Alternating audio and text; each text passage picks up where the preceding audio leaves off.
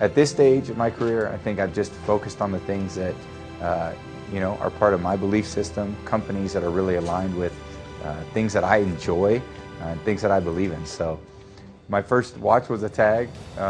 They came to me and they said, "What do you think about this?" I thought it was something that was just a perfect fit. So I'm glad it worked out.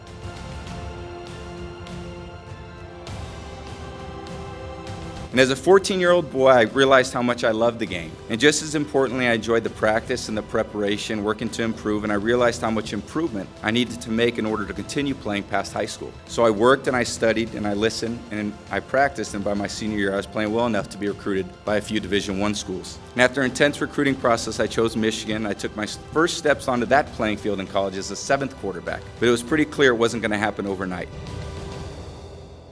When you're trying to become successful, you should be focused on you and figuring out what it is that you need to do and go about your life as if you are the best version of you, because you want to be constantly learning, growing, and understanding what it is that you can possibly do, know what you're capable of. You should always be wanting to be better than you were the day before, constantly figuring out what it is that you need to do to improve your life so that you can be better and better every single day, every moment. You want to try to improve upon what you have done and think what is possible. Think about how you can possibly be better and imagine what it is that you can do and figure out a great path for you to go down. Because once you find something that you're truly passionate about and truly love, anything is possible and you can chase your dreams and you can chase your aspirations, but it's all about wanting to do it and going out there and just starting. That is one of the hardest things to do when it comes to becoming successful. Just starting, getting your foot down and moving forward, because so many people are going to be telling you what to do, how to do things, and where to go, and what to make happen, and what you should be doing, when actuality none of that really matters, and it's all up to you. Because at the end of the day, it's up to you, and you are the one in charge of living your life and making stuff happen. Because if you're not making your goals happen, you're making somebody else's. So you should constantly be striving to be what you want to be. Don't listen to what other people want you to do, but do what you know is necessary and do what you love and what you're passionate about.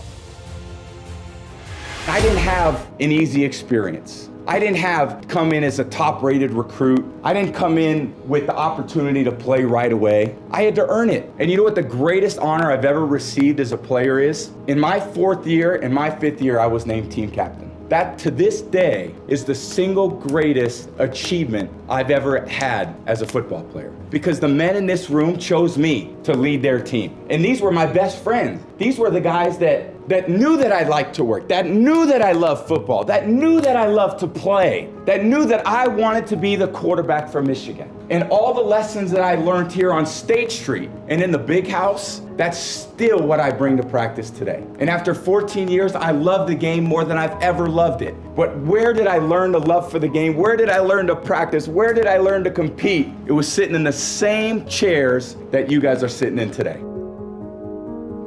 So there were over 120 practices my first year, not to mention the hundreds of hours of meetings we had in order to prepare us to play Big Ten competition. And it all seemed to pay off when I first got my chance to play. And I was so excited. I had all my friends from home watching, maybe some of you. My parents were in the crowd. We were ahead with a huge lead against UCLA. I was put into the game in the 4th quarter, and the coach called my favorite pass play. So I dropped back, trying to impress the coach. I looked off the safety a little bit, and I fired the ball right over the middle of the field. I hit the player right in stride, right between the numbers, and he ran 45 yards for a touchdown. No one touched him, just as I had dreamed. The crowd erupted. I was horrified. That was UCLA's only points of the game.